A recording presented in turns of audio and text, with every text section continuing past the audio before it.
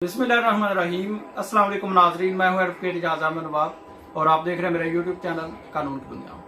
इमरान खान का 190 million pound case मुकर्रर होना और आज छुट्टी वाले दिन एक नई रिपोर्ट सामने आई है।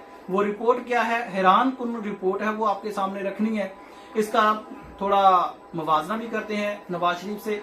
लेकिन अलीमा खानम को आखिरकार बोलना पड़ ही गया मेंबर्स पर, पाकिस्तान तहरीक इंसाफ के मेंबर्स पर बोलना पड़ ही गया। क्यों मेंबर से इस्तीफों का मुतालबा जोर पकड़ता जा रहा है, वो सारा कुछ इस वीडियो में डिस्कस करते हैं, थोड़ी बात करके। मैं आपको बताता चलूं कि इमरान खान के केसेस जब से 26वीं तरमीम पास हुई है और जब से कायम काम चीफ जस्टिस सरदार सरफराज डोगर हाई कोर्ट से 15वें नंबर से उठकर इस्लामाबाद हाई कोर्ट में जाके कायम काम चीफ जस्टिस बने हैं, तब से इमरान खान के केसेस नहीं लग रहे।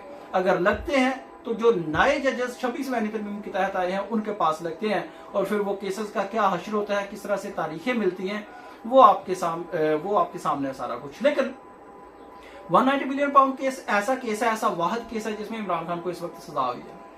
उसको मुकर्रर करवाने के लिए पाकिस्तान तहरीक इंसाफ ने सरधड़ की बाजी लगाई और जनवरी में आने वाला फैसला चैलेंज किया, जो आज तक मुकर्रर ना हुआ। अर्ली हियरिंग की एप्लीकेशन फाइल की गई और बार बार चीफ जस्टिस के पास गए, लेकिन चीफ जस्टिस ये केस मुकर्रर नहीं कर रहे थे। आखिरकार कल जब इसकी हियरिंग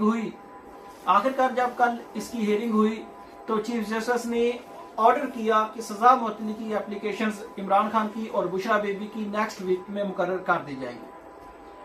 लेकिन उसके लिए क्या पापड़ बेलने पड़े, वो मैं एक मुकालमा आपको बता देता हूँ सलमान सफदर इमरान खान के वकील का।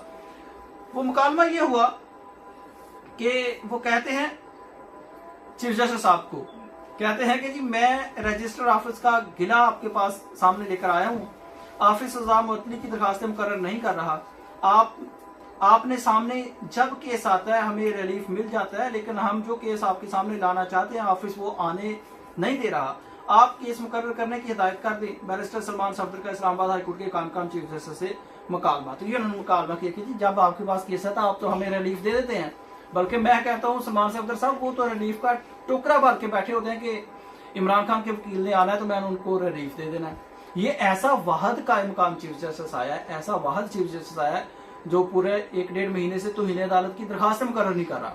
ये ऐसा चीफ जस्टिस आया जो अर्ली हियरिंग की एप्लीकेशन नहीं लगा रहा। ये ऐसा चीफ जस्टिस आया कि अर्ली हियरिंग की एप्लीकेशन फाइल किया है तो वो केस फिक्स करने का मैकेनिज्म मांग रहा है रजिस्ट्रार से कि जी मुझे वो निज़ाम तो बताएं, वो सिस्टम बताएं, वो रूल्स बताएं जिसके तहत केस मुकर्रर करते हैं। बहरहाल जी वो आज रिपोर्ट भी आ गई है।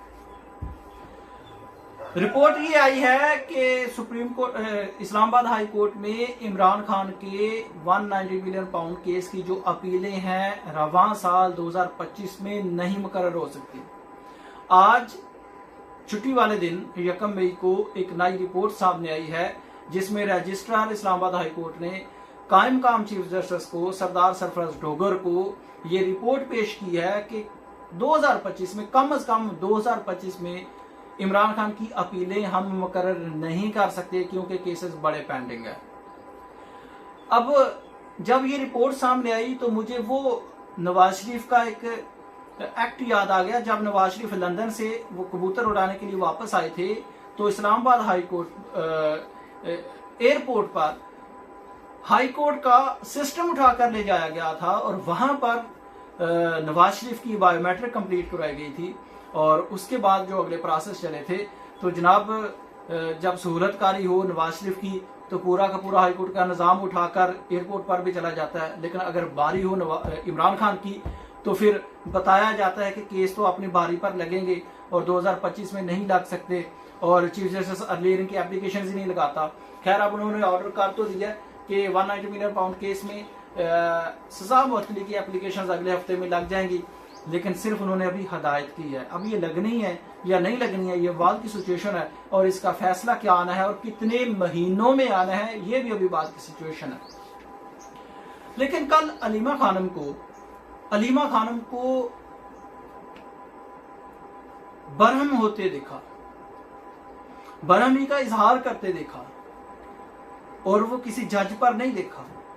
जज पर तो वो पहले ही इजहार कर रहे हैं इनकी हालत पर तरस खा रहे हैं इमरान खान की फैमिली और लॉयर्स कि आप कोई फैसला दे दें, हम आपके साथ खड़े होते हैं, ये कह रहे हैं। तो उन्होंने कल बरहमी का इजहार किया। अब बरहमी का इजहार किया क्या है? उन्होंने कहा, चले मैं आप जो उनका बयान रिपोर्ट हुआ है सोशल मीडिया पर वो मैं आपको पढ़ के बता देता हूं, क्योंकि ये सिर्फ हलीमा खानम नहीं, ये अवाम भी कहती है, वोटर्स, सपोर्टर्स, हम और आप लोग भी जब देखते हैं तो कहते हैं, हम भी ये कहते हैं कि यार ऐसा क्यों? जिसके नाम पर आप वोट लेकर आए हैं, जिसके नाम पर आप वोट लेकर अय्याशी कर रहे हैं, उसका अगर कोई केस लगता है, उसकी बहनों के साथ अगर आपने इज़हार यकजहती करना है तो आप पहुंच ही नहीं पाते। अच्छा जी, हुआ कुछ यूं कि हलीमा खानम ने कहा कि मेरे इर्द गिर्द 8-10 लोग खड़े हैं, किधर हैं बाकी पार्लियामेंटेरियंस, किधर हैं प्रोटोकॉल एंजॉय करने वाले? इमरान खान के केसेस लगे हैं और ये अपनी जिंदगी एंजॉय कर रहे हैं, सेल्फियां बना रहे हैं। ILF किधर है? खुदा के लिए 1 महीना खान को बेचना छोड़ दें। खुदा के लिए 1 महीना खान को बेचना छोड़ दें। मैं नहीं चाहती कि इन गर्मियों में भी खान जेल में रहे। अगर मैं इन प्रोटोकॉल एंजॉय करने वालों के खिलाफ बोलूं तो ये इज्जत से घर भी नहीं जा सकेंगे।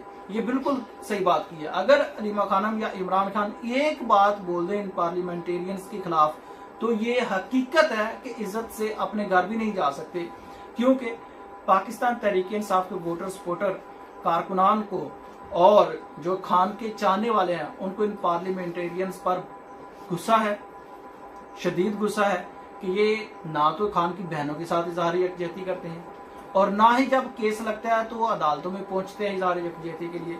और यही बात हलीमा खानम ने की है।